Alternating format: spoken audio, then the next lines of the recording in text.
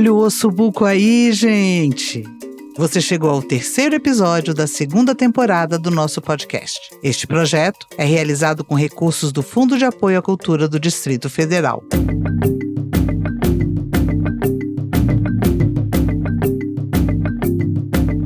Ossobuco DF e as histórias que precisam ser ditas. E pela abertura, imagino que você já tenha uma ideia do que vamos falar aqui hoje. Diretamente da Associação Recreativa Cultural Unidos do Cruzeiro, conheça a história do Rafael. Puxa esse fio aí, Rafael. Eu sou nascido e criado aqui no Cruzeiro, vivi aqui boa parte da minha vida, e isso acho que foi a primeira coisa que me aproximou. Estudei nas escolas públicas do Cruzeiro, só que teve um fato que mexeu muito comigo, né? Quando eu tinha 13 anos, minha família resolveu se mudar para Taguatinga. E aí me afastei aqui do bairro, né? E comecei a sentir falta dos amigos, da convivência, e eu realmente não me adaptei com Taguatinga. É uma cidade bem maior, as diferenças são bem marcantes, né? E aí eu resolvi que queria continuar ligado ali ao Cruzeiro de alguma maneira. Eu estudei a 8ª série em Taguatinga, realmente era um universo muito distinto do que eu gostava, do que eu estava acostumado. E aí consegui convencer meu pai a pelo menos continuar estudando no Cruzeiro, mesmo morando lá em Taguatinga. E aí foi assim todo o meu segundo grau, né? Fiquei 3 anos nessa de pegar ônibus, vir pra cá. E aí vinha não só pra escola, acabava ficando o dia todo pelo Cruzeiro, reencontrava os amigos, me envolvia com as coisas. Então, o Cruzeiro passou a ser essa referência para mim, né? Era o lugar que eu realmente queria estar.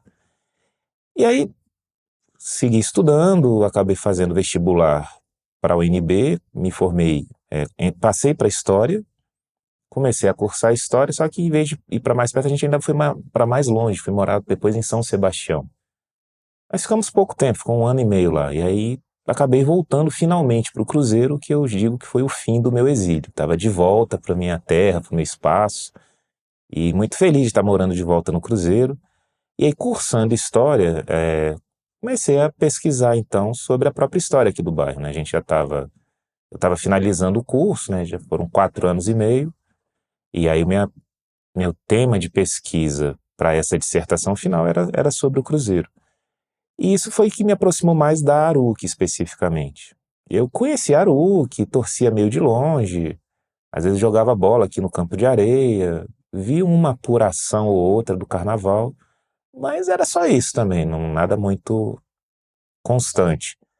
Por conta do curso, né, sempre ouvi falar que a Aruc tinha um acervo histórico do Cruzeiro, as informações saíam muito daqui, eu comecei a vir aqui para pesquisar, pedi a autorização para ir na sala de troféus, a olhar as coisas, e aí fui juntando um material e fiz minha dissertação, me formei.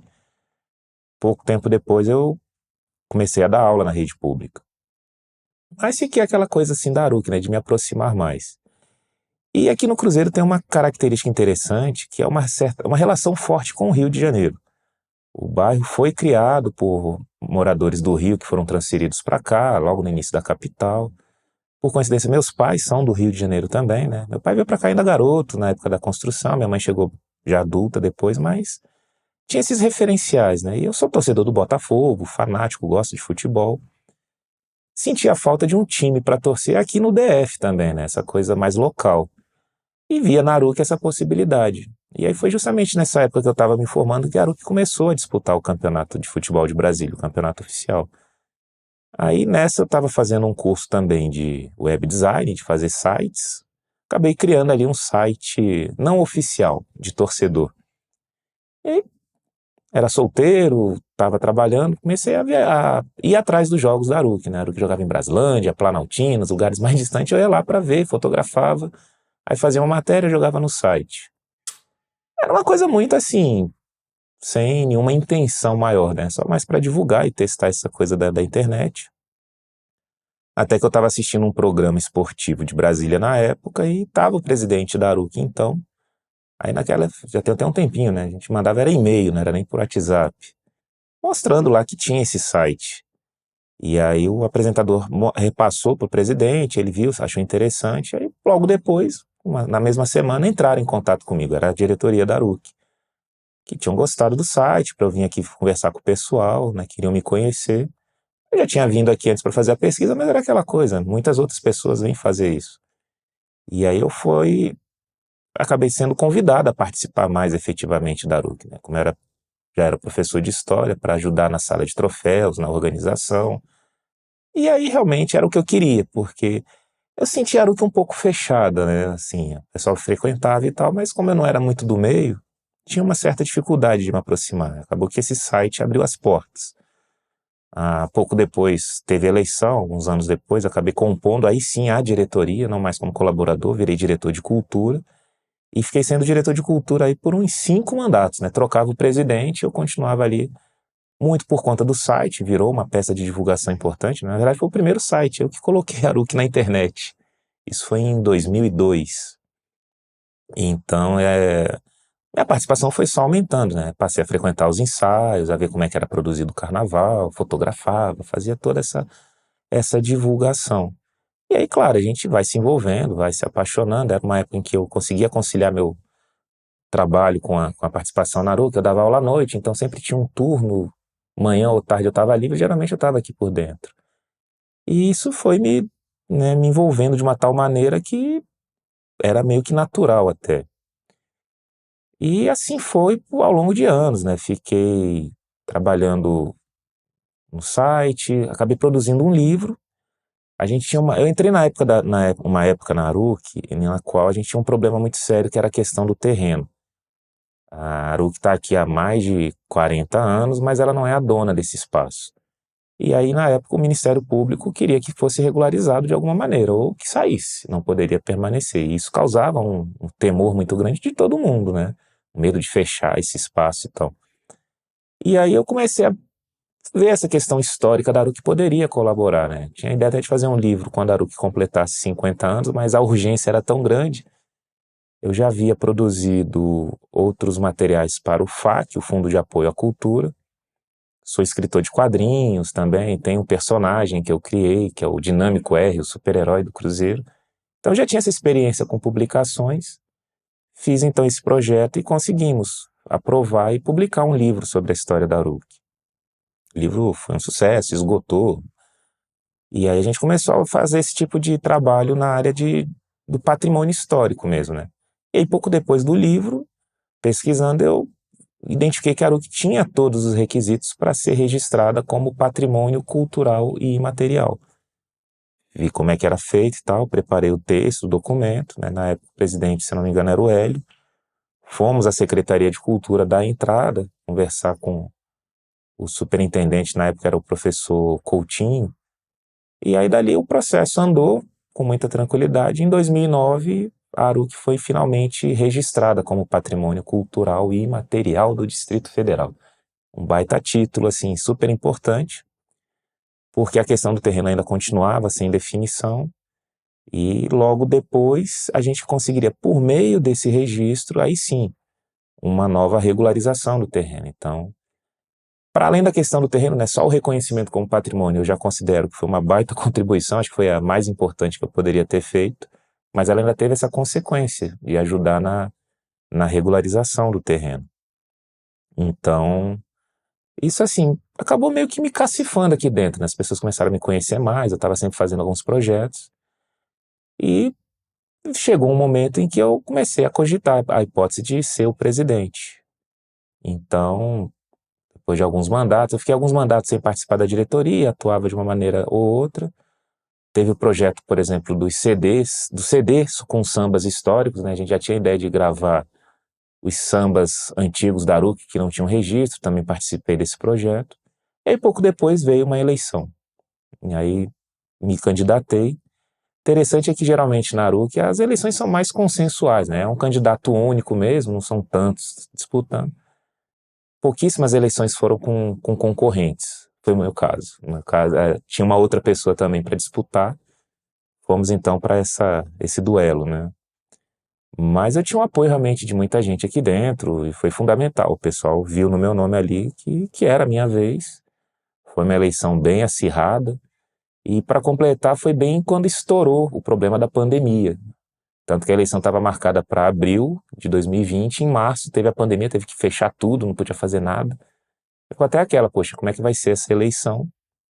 Conversa de lá, conversa de cá, de maneira online. Se marcou a eleição para o mês de maio, tomando as precauções, né? Ia ser feito na rua, no espaço aberto, arejado, todo mundo com máscara, enfim, todo aquele protocolo de proteção para poder fazer a eleição, porque o mandato já estava vencido, tinha questões aí burocráticas, não podia ficar prorrogando. Veio a eleição, aquela disputa toda, e eu sou eleito, né? Ganho 69 votos contra 24. A vitória até bem significativa. E aí dou início ao meu mandato como presidente. Mas assim, ao mesmo tempo alegre por ter vencido, mas um pouco frustrado, porque era presidente de uma escola de samba na pandemia, não podia fazer muita coisa. Era mais um trabalho interno, ver aqui a questão das contas e tal. A gente ficou aí quase um ano todo nessa situação. Mas eu queria trazer alguma coisa de novo. E aí a gente discutindo internamente aqui com a diretoria, resolvemos fazer uma live, né? Era o momento das lives, todo mundo estava fazendo coisas pela internet. E aí a Aruc faz a primeira live de uma escola de samba aqui em Brasília. Foi no aniversário da entidade. A gente fez isso em outubro de 2020, né? Resolvi lançar um tema enredo. Sabia que não ia ter carnaval no ano seguinte, mas... Aliás, já não tinha carnaval já há muito tempo em Brasília de escola de samba. A gente já vinha há anos sem ter o desfile oficial. Mas achei interessante propor um enredo, e aí o enredo era justamente sobre o Cruzeiro, né? Eu que escrevi, já tinha essa ideia de Aruc cantar o Cruzeiro, né? O enredo chama Quem é Maneiro Mora no Cruzeiro. E era muito essa coisa que me aproximou da Aruc, é a representatividade que ela tem para o bairro. E a gente começou a fazer essas atividades, esses projetos. Logo depois começou a ter uma certa normalização, a gente começou a poder ir para a rua. E aí fizemos desfiles de rua aqui pelo Cruzeiro, apresentações, a coisa foi meio que retomando aos poucos. Só que, no meio disso tudo, a regularização do terreno, que era dos grandes problemas que a gente achou que estava resolvido, acabou voltando. Porque a legislação mudou, a lei que dava, vamos dizer, base para o contrato de uso do terreno foi considerada inconstitucional e meio que a gente voltava para a estaca zero.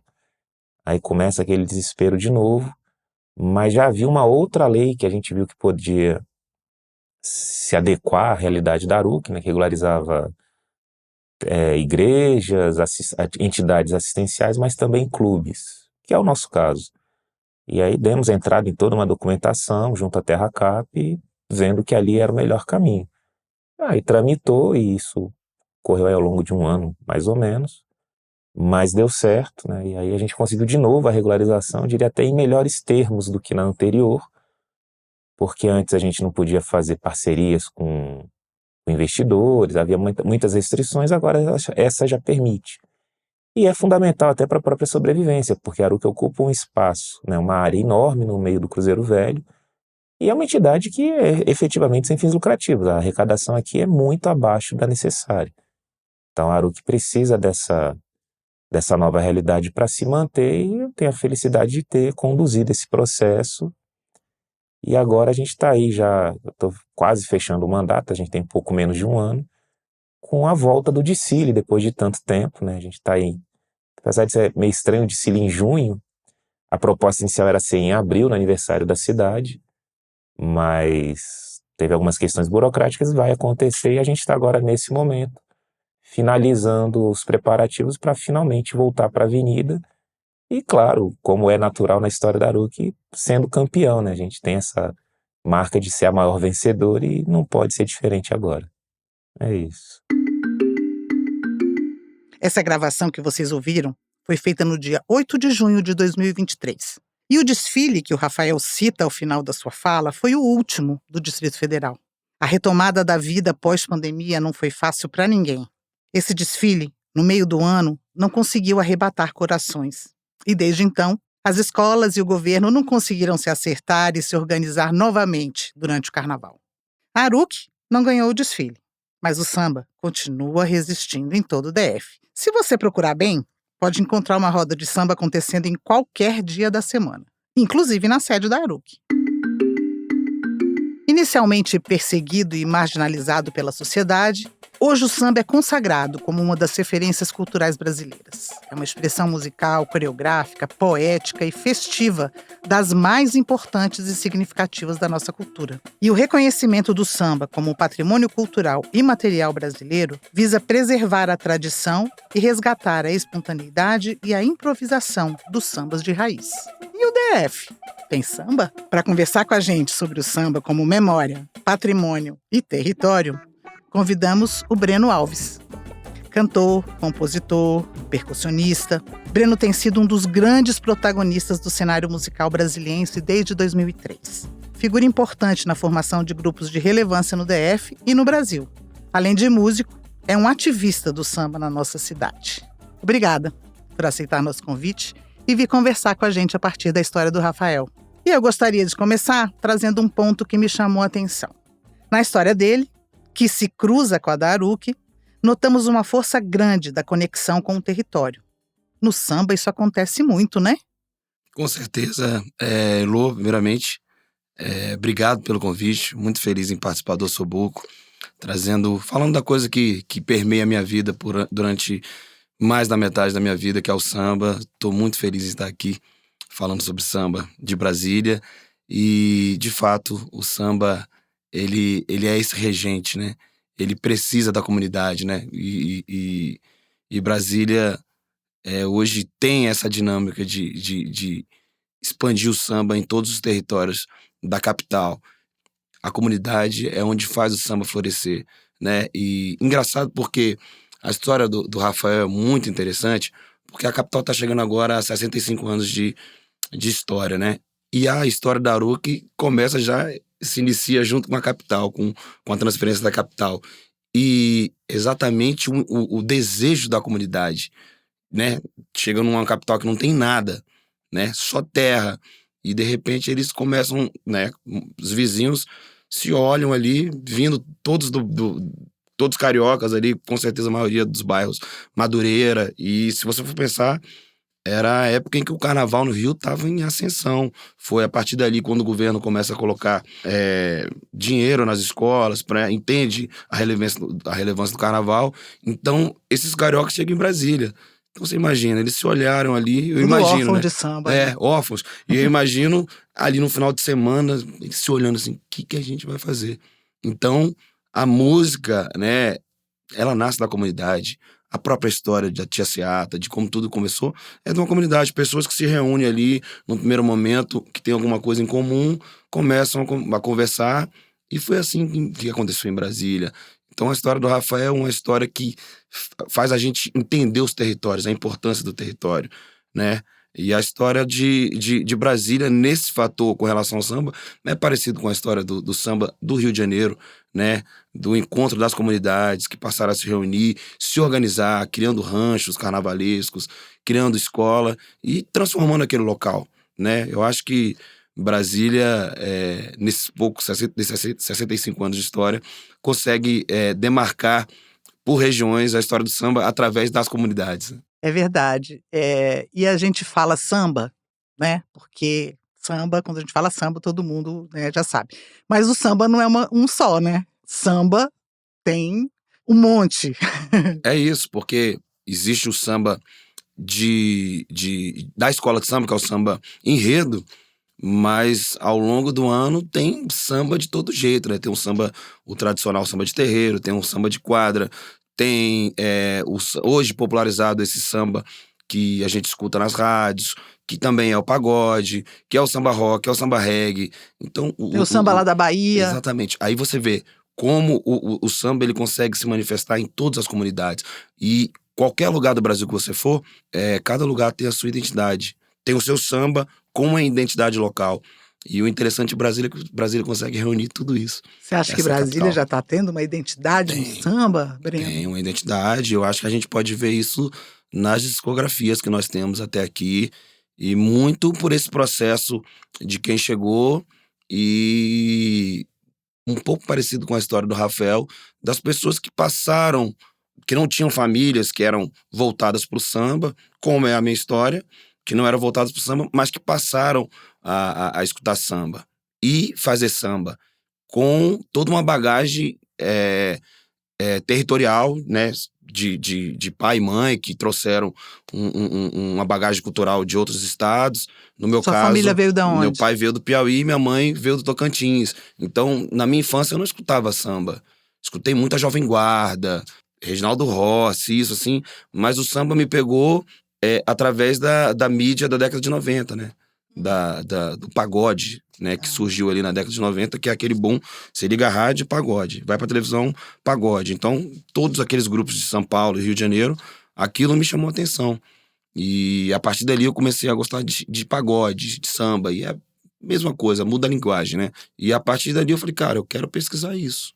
Quero estudar mais isso. Então, acabei estudando samba e trazendo essa linguagem das coisas que eu vi, que eu vivenciei. Meu pai nordestino trazendo a coisa dali, escutando muito forró também. E eu acho que todo brasiliense que não teve uma família de samba e que passou a fazer samba, traz um pouco essa linguagem de outros estados, de outras regiões. Então, Brasília tem muito isso. E eu acho que na nossa discografia, né, dos sambas de Brasília, que é uma coisa que eu pesquiso, que eu escuto, tem muito disso. A gente consegue entender um pouco dessa regionalidade de cada artista, assim. É interessante isso. Brasília é esse mosaico sempre, né? Sempre que a gente vai falar sobre Brasília, em qualquer aspecto, É isso. sempre acaba vindo essa coisa de, não, porque a gente juntou um pouquinho disso com um pouquinho daquilo, era, né, o vizinho que veio de Minas com não sei quem que veio do Rio, e aí virou uma outra coisa e tal.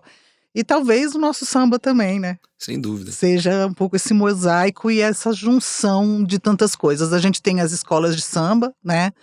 Que agora estão nessa fase, essa pausa aí, vamos dizer assim, né? Nessa dormência, enfim, por várias questões, mas que estão presentes, mas a gente vê com uma força muito grande acontecendo na cidade e com o público ávido e buscando e tal, as rodas de samba, né? Exatamente. Que, bom, eu vivi os anos 80 em Brasília, né? Então eu sou roqueira dos anos 80 de Brasília, mas eu sempre amei carnaval, sempre amei o samba. A família do meu pai do Rio de Janeiro, assim, enfim, a gente sempre teve, né, uma ligação muito grande. A gente teve esse boom 80, 90 aqui em Brasília, depois sumiu tudo, né? A cultura deu uma esvaziada no geral, né? A gente teve um ano, no final de 90, 2000, uma coisa meio cadê todo mundo? Sumiu Verdade. tudo, né? Enfim, e aí no final da década de 2010 e tudo, as coisas começaram a voltar e acontecer. E aí eu tô falando nisso da minha área, né? De economia criativa e tal. Mas eu acredito que o samba também tenha talvez surfado essa mesma onda, né? E chegado aí nos anos 2010, a partir de 2011 e tal, tendo esse renascimento, vamos dizer assim, porque não morre. Não morre. O samba agoniza, mas não morre, já dizia Pois Nelson é. Sargento, né? Eu acho que é um redescobrimento, porque as pessoas que não tiveram acesso ao samba, de repente e eu falo por mim, começou a lidar com um volume muito grande de informação através da internet, né? Uhum. E a partir desse momento, eu comecei a estudar muito e ter muito material, discografias de artistas que até então não encontrava na palma da mão. Tinha que ter alguém para me mostrar, alguém que me apresentasse. E depois, num clique, você consegue encontrar tudo isso. E a minha base de conhecimento foi essa, se alguém falasse, vamos falar, já ouviu falar de Roberto Ribeiro? Eu falei, eu já escutei alguma coisa. Eu ia atrás, baixava a discografia daquele artista, buscava a biografia dele para entender de onde ele veio, quem foi, qual é a história daquele artista. Então, eu acredito que, de certa forma, 2010 surge, né, por conta também dessa turma da década de 90, que vem chegando e conhecendo um pouco mais do pagode, começa a escutar mais o samba e pesquisar quem era. E, de certa forma, a gente começa a ver também grandes artistas buscando novamente, revisitando esses sambistas da antiga, né? E isso faz com que as pessoas comecem a se aproximar novamente ao samba, né? Eu acho que a própria Maria Rita, um exemplo, que a mãe era da música popular brasileira, um ícone gigante. Ela começa ali cantando um repertório muito parecido com o da mãe, mas de repente ela é picada pelo samba. E aí ela muda a chave e ela vira uma sambista, né? Então, acredito que tem muito disso. O samba, ele pegou as pessoas quem começou a escutar samba foi captado por aquilo assim e não conseguiu deixar de fazer mais. E eu acho que Brasília viveu esse momento de explosão.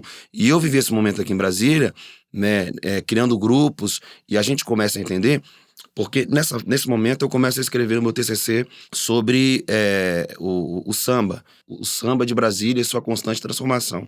Porque até então, o samba que existia em Brasília, ele era muito feito na região central. Era muito Asa Norte, Asa Sul e setor de clubes. Era por aqui. Eu precisei, no último semestre, meu pai teve um problema de família, um problema de saúde, eu precisei trancar a faculdade durante o tempo. Quando eu volto, 4 anos depois, a realidade é outra. Eu preciso refazer muita coisa e começo a ver que o samba já está acontecendo em todas as cidades satélites. E o samba que eu falo é esse samba mais tradicional, que a gente fala de Cartola, Candeia, Velha Guarda, e claro, fazendo contemporâneos, o Zeca Pagodinho, Arlindo Cruz, todos esses, mas você vê que já começa a acontecer em todas as cidades satélites de Brasília. E não tinha. O que tínhamos eram sambistas que trabalhavam aqui na região central, mas que residiam nas cidades satélites. Então, a partir de 2010, por aí, esses sambistas começam a se conhecer e começam a ver que, cara, eu moro do lado de um cara que faz samba também. Vamos fazer samba aqui onde a gente mora. Então, passou a acontecer muito isso. E aconteceu essa transformação do samba de Brasília. E aí entra a história da comunidade. Porque o cara, poxa, por que a gente tá indo fazer samba na Asa Norte, na Asa Sul? Se, poxa, aqui do lado tem você que toca, tem um outro que mora na outra quadra ali que também toca. Pô, vamos fazer por aqui mesmo, vamos se unir. E assim começa a surgir os coletivos de samba nas cidades satélites de Brasília, que tem vários coletivos de samba, assim. Então, por conta da comunidade, que não se encontrava e de repente começa a se ver nos eventos na região central e ver, poxa, mas a gente tem algo em comum e moramos na mesma região, vamos fazer alguma coisa aqui junto. Assim surge. Faz todo sentido isso, né? E assim, eu sou uma pessoa muito curiosa e gosto muito de conversar sobre vários assuntos, e aí eu gosto de entender mesmo que essas ondas, elas acabam caminhando muito juntas, né? No final das contas. Então, se a gente está atento para as coisas, eu me lembro que eu comecei a perceber essa coisa do samba, que eu falei, gente, tem roda de samba acontecendo, eu quero ir e tal. Quando começou um samba, às sextas-feiras, lá no setor comercial sul. Sim, Espetinho Express ali, mais ou menos ali na praça. Isso, exatamente. Mas assim, logo no começo, porque depois virou uma loucura. Eu não conseguia nem ir mais de tanta gente que tinha. Mas no começo era galera, era o pessoal que estava ali. E aí, e eu falei, gente, que delícia isso aqui, pelo amor de Deus, né? Então assim, e aí comecei a entender que isso já estava rolando em vários lugares, né? Exatamente. E que as rodas de samba já estavam aí, nos botecos, nos lugares, enfim, aí já virou todo esse movimento que a gente vê hoje em Brasília. Mas tem um outro aspecto nessa história também que eu queria que você falasse, que eu acho que no meu entendimento, né, assim, na minha análise, quando eu vejo as coisas, eu vejo muito isso, assim. Para além de todo esse movimento, eu acho que tem uma questão da cultura negra, né? Eu acho que tem uma questão da gente começar a ter acesso, né, às raízes, às pessoas, aos estudos, né? Enfim, a cultura negra começou a sair do subterrâneo e aflorar, né? E a gente sabe que o samba é negro. Sem dúvida. Né? Sem dúvida. O samba é negro, não adianta. Eu sou uma branca aqui que ama o samba e tal, mas o samba é negro. Assim como vários aspectos da nossa sociedade, assim como a gastronomia, assim como o que a gente está falando, a nossa linguagem, enfim, né? Mas esse movimento da gente conseguir olhar para isso e também poder se identificar, ele também veio dessa época. E quando a gente fala de patrimônio imaterial, a gente está falando disso, a gente está falando de identificação. Sem dúvida é isso. Né? Quando o Rafael fala, e eu acho muito bonito assim, que ele fala, porque eu estava lá estudando e fazendo as coisas de tecnologia, não sei o quê, mas aí eles precisavam de um site, eu fui lá e fiz, né? Então, assim, essa coisa de você da comunidade, mas que vem dessa raiz, Sim. Né, Breno? Então, assim, a gente precisa olhar para isso, né, com um olhar de quem quer se identificar também com isso, né? E quando a gente fala de patrimônio, a gente está falando, sim, de resgatar e de valorizar e de colocar o protagonismo na cultura negra. Sem dúvida. Eu acho que isso parte muito do samba, quando as pessoas começaram a entender esse movimento do samba, e automaticamente você começa a se identificar com o que é falado ali. Porque são canções que ao tempo todo tá afirmando uma negritude, uma resistência, uma raiz, e dizendo de onde a gente veio e para onde a gente quer ir. A partir do momento que você começa a escutar aquilo vai entrando na sua cabeça, você começa a identificar o seu lugar no mundo, né? Então, o samba tem muito isso da comunidade. E legal da história do Rafael é que ele, enquanto historiador, né, munido de muito conhecimento, estudando e pesquisando a história do seu lugar, Uhum. né, porque ele estuda a história do Cruzeiro, como aquela cidade aconteceu, quem são os moradores daquela comunidade, e ele vê que ele precisa contribuir com aquela comunidade, né? Ele não é um artista, mas é uma pessoa fundamental para a história artística da cidade, né? Porque ele entende o lugar dele como historiador, e ele entende exatamente isso que a gente está falando, da negritude, da resistência, porque a escola de samba pode-se dizer que é um quilombo, né? É um lugar de resistência, onde as pessoas comungam do mesmo ideal, né? Dessa coisa de comunidade, de pensar igual, e Celebram, né? e celebram a vida através da música, da cultura negra, que é o samba. Uhum. E ele se vê ali, cara, eu preciso ajudar essa escola de alguma forma, eu preciso ajudar esse lugar. Pô, mas, poxa, a gente tem tanta história pra contar e não tem nada disso. E foi um lugar onde eu me esbarrei também quando eu comecei a escrever. Que Brasília tem tanta coisa pra contar e falta uma bibliografia. Falta uma bibliografia sobre a história do samba de Brasília. Hoje a gente até consegue ter mais coisas, mas há um tempo atrás era muito pouco, era muito raso. Você tinha que passar dias ali dentro de jornais, procurando matérias, procurando histórias que foram contadas através de jornalistas, né, crônicas e tudo mais, mas não se tinha. Então, o Rafael vê esse potencial do samba e ele vai ajudar de alguma forma, né? E voltando ao seu questionamento, do entendimento, eu vejo muito isso, porque a gente, quando começou um projeto que ficou por 17 anos, eu saí recentemente do grupo Sete na Roda, quando a gente começou a fazer samba, a gente começou a ver que a gente estava tocando só em palcos, shows, né? Apresentações, a gente, cara, o Brasil tá faltando uma roda de samba. Um lugar onde a gente possa realmente ficar em roda, que as pessoas possam ficar próximas, pedindo música, interagindo com a gente. Então, assim, começou a surgir o nosso movimento, e depois começa a ter um movimento dos estudantes universitários que começaram a seguir as nossas rodas de samba, e ficavam ali escutando. Então a gente passava a semana escutando e fazendo um repertório, né, trazendo a velha guarda, buscando e tal, e cantava. Quando cantava, as pessoas estavam atentas. Até então não tinha Spotify, não tinha todos esses streams aí que facilita tudo. Então a pessoa, pô, qual foi aquele samba que você cantou? Pô, esse samba é do Candeia. E é o Candeia falando sobre cante o samba na universidade e verás que teu filho será príncipe de verdade. Né? Então, já tocando em assuntos que a pessoa olha, cara, esse cara é fantástico. E começa a pertencer, então, ao movimento samba. Esse momento foi um momento que a gente conseguiu ver as pessoas interessadas em conhecer, viver mesmo essa resistência do samba. E Brasília, infelizmente, sofre com o apagamento das escolas de samba. Porque a escola de samba não é só a música. A escola de samba, ela entrega muita coisa. Eu consigo ver, na minha cabeça, a escola de samba como uma grande fábrica social. Porque dali nem todo mundo vai ser sambista, nem todo mundo vai ser cantor, vai ser instrumentista, mas dali sai um carpinteiro, sai. A bordadeira. Sai, é uma capacidade imensa, sabe? Dali pode ter, durante a semana, uma aula de música, uma aula de costura. Uhum. Enfim, é uma fábrica social que pode ter tudo. Então, se tivesse algum poder junto aos governantes, eu colocaria isso na cabeça deles, que, cara, a escola de samba, o desfile, é só a ponta do iceberg.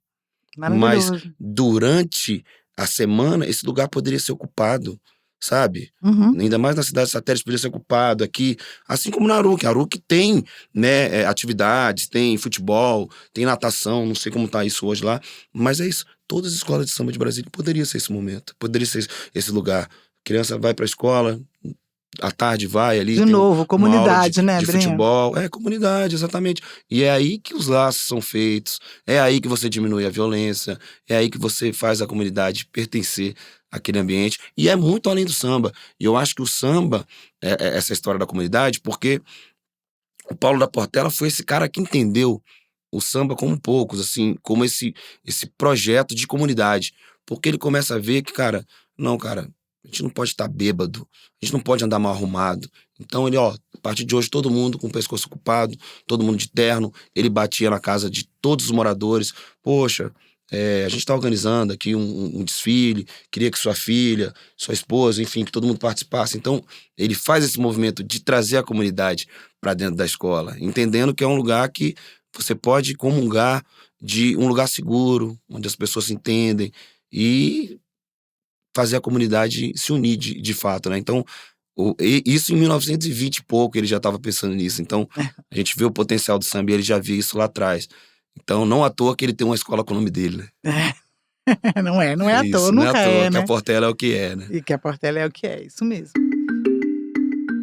Breno, muito legal essa conversa nossa aqui, porque, enfim, a gente tem vontade de falar sobre um monte de aspectos, porque O samba é assunto não tudo, para, né? né?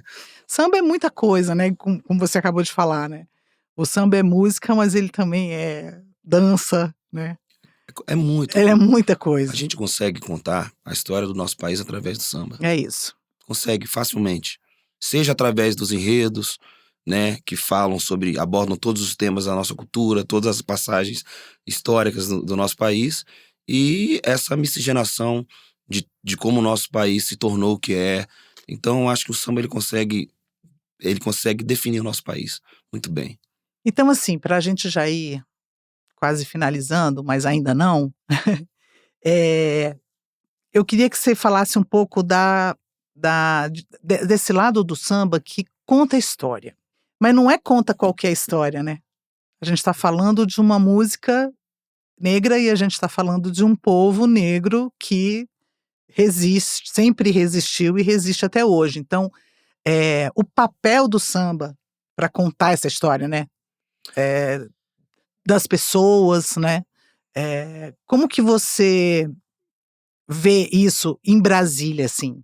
Você já vê isso em Brasília, assim, porque você tem esse olhar, né, para os Sim. compositores daqui, né, para o samba que é feito aqui. Você já vê a nossa história de alguma forma contada no Eu samba? consigo ver uma tentativa muito grande de conseguir colocar isso nas canções. Vejo os compositores cada vez mais tentando trazer essa regionalidade, trazendo lugares, né? Porque eu acho que quando você quer fazer uma canção, quer fazer uma música para marcar um lugar, você precisa identificar esse lugar, você precisa falar sobre esse lugar. Então, eu acredito que os sambistas de Brasília agora estão falando mais da cidade, estão procurando marcar território, porque antes a gente olhava muito, era muito um espelho do que era produzido no Rio de Janeiro, que é realmente uma grande escola pra gente, né? Mas o samba é tão grande e generoso que ele permite que qualquer pessoa faça o samba. Por isso que ninguém é dono do samba, né? Não tem como ninguém ser dono do samba, porque ele é generoso. E se ele te abraça, ele te abraçou e pronto. Você não tem que falar isso pra ninguém. Se ele te abraçou e ele toca a sua alma, quem é que vai falar que não tocou? Né? Então, eu vejo que Brasília está numa evolução muito grande e a gente consegue já contar um pouco da nossa história de Brasília. Ainda é pouco, a gente precisa trazer isso muito mais nas nossas canções. Mas eu acho que a gente precisa agora educar mais o público, para fazer com que um público consiga colocar o samba num lugar não só da diversão, que ele é a diversão. Quando você sai numa noite, você quer curtir, mas às vezes as pessoas estão intolerantes para ouvir canções que contam histórias, canções que tocam em temas que não seja só sobre amor, Uhum. sobre alegria, diversão, mas às vezes, porque o samba ele é político, né? O samba ele é político. Então nem sempre as pessoas estão com o ouvido aberto para ouvir de temas que são sensíveis, e nem sempre também é o lugar para isso, né? Às vezes a pessoa não quer ouvir aquilo, e o artista em Brasília precisa saber muito bem onde transitar e o momento de usar esse momento do samba, que o samba ele não é só a felicidade, e a gente precisa de falar de assuntos que tocam o nosso dia a dia, que falam da realidade, porque o samba, ele sempre foi isso, na verdade, né? O samba nasce desse lugar, né? De pessoas que eram excluídas, né? Que estavam à margem, né? E é engraçado como tudo que é negro é rejeitado e depois precisa alguém pegar isso e mostrar para falar, sim, a gente aceita, né? Eu É, acho que a história do samba é um pouco isso. é. É total Infelizmente, isso. essa é a história, né, essa é a nossa história no Brasil, né? Mas eu acho que existem muitas vozes negras de homens e mulheres eh, falando sobre isso, né? E a gente tem agora acesso a essas narrativas, né?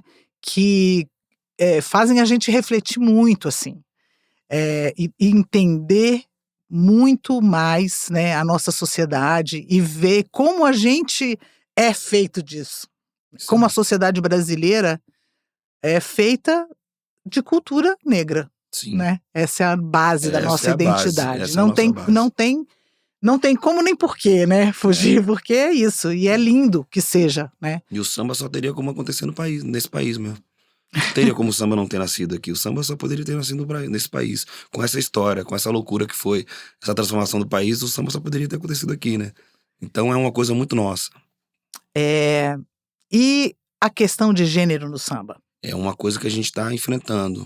Porque hoje a gente consegue ver mais mulheres fazendo samba. E isso é um grande legado, assim.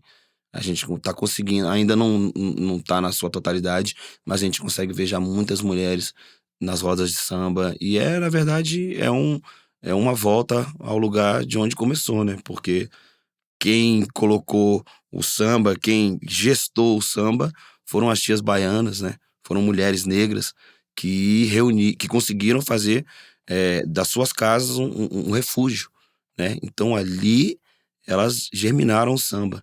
Então o samba nasce da tia Seata e das tias baianas, né? Esse samba que a gente conhece hoje. E é muito importante que a gente entenda esse lugar da mulher no samba, porque são elas que fizeram o samba acontecer, né? São as matriarcas do samba. E é fundamental. Digo até que a gente, enquanto sambistas, essa virada de chave, de ter um zelo com o repertório, de canções que, né, a gente sabe que foi feita num outro momento, mas que não cabe mais hoje esse tipo de música. Então, acho que Brasília está vivendo um momento transformador, muito mesmo, assim, de ter mais mulheres no samba. Eu vejo isso, assim, nas rodas de samba, as mulheres não só cantando, né, como sempre foi, Sim, porque, né, sim, são cantoras incríveis e tal, mas na roda, tocando, né, e compondo e tudo, mas ainda é tímido, eu acho, ainda né. Eu acho que precisa. essa questão, de gênero era uma questão tão forte, mas tão forte, que ela perpassa Sim, tudo, até lugares em que com não certeza. deveriam, Com né. certeza. E a gente tá vivendo isso agora, né? Porque há um tempo atrás, os próprios pais, né? Não quero que você seja musicista, não. Então, a gente precisa de mais, demais, né? Os pais incentivando os filhos a entrar numa escola de música. Estudar música e tal. Até então, essa profissão do músico era muito marginalizada também, Uhum. né? Então, os pais não queriam que, poxa, minha filha. E para mim, um grande exemplo disso é a Beth Carvalho, que a Beth Carvalho, ela vem de uma classe média do Rio de Janeiro e, de repente, ela se vê ao lado dos grandes sambistas e eu quero isso pra minha vida. Porque ela poderia ter seguido uma carreira dentro da bossa nova, né? Mas ela, quando tem a oportunidade de conviver com o Nelson Cavaquinho, com aqueles sambistas, ela muda a rota da vida dela e ela começa a andar com aqueles sambistas, né? Então, você pode ver que no próprio processo da discografia dela, você vê que a linguagem de como ela fala de vários temas vai mudando. Uhum. Nos primeiros discos ela canta as músicas machistas, e já no último disco dela, de estúdio, ela já conta a história de uma mulher que tá batendo de frente com o cara e fala pro cara, ó, não te quero mais, sai da minha casa Uhum. e eu não vou lavar, não vou passar, se você quiser você faz suas coisas. Então, eu vejo que O samba também trouxe essa pauta e a gente precisa cada vez mais bater nela, a gente precisa cada vez mais mulheres dentro do samba. É isso. Cada mulher no samba. Cantando, tocando, fazendo o que ela quiser, compondo. Compondo, É né? isso. Fazer Produzindo. lugar de mulher onde enfim, ela quiser, né? o que ela Isso. quiser.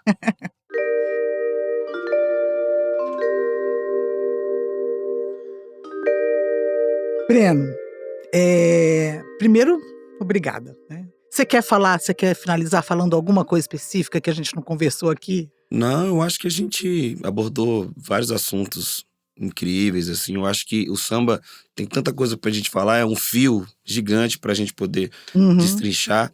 Mas estou muito feliz e de poder fazer esse paralelo à história do Rafael, que é uma pessoa importante para a história do samba de Brasília, foi presidente da escola mais vencedora, é um grande legado, e a história que ele fez de poder tornar isso público dentro das redes, né, trazendo o samba de Brasília para esse mundo virtual, é importantíssimo, assim, porque a gente tem muito a contar e a gente precisa muito mexer nesse baú de histórias que não foram contadas ainda, né? O Rafael, como historiador, uma pessoa que conseguiu puxar várias histórias e entender as pessoas que viviam naquela comunidade e do quanto isso foi importante pro samba que a gente faz hoje. Porque se não fosse essas pessoas lá atrás, esse samba que a gente faz hoje ainda não estaria tão florescido como é hoje, né? Então, é muito importante o papel que ele fez e é muito legal poder estar falando disso, assim, a gente poder estar trazendo, bailando junto com essa história do Rafael, assim. Muito legal, muito feliz de ter participado do programa. Ah, que bom. Eu vou pedir licença e vou fazer uma coisa aqui que eu não sei nem se vai ficar no podcast, mas enfim, eu queria terminar esse nosso papo cantando assim. Foram me chamar, eu estou aqui, o que que há? Eu vim de lá, pequenininho, mas eu vim de lá, pequenininho. Alguém me avisou pra eu pisar nesse chão devagarinho. Alguém me avisou pra pisar nesse chão. devagarinho.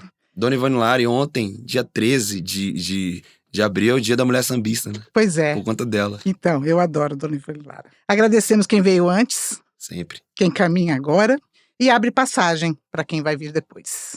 Obrigada. É isso. Gratidão. É isso. Muito obrigado.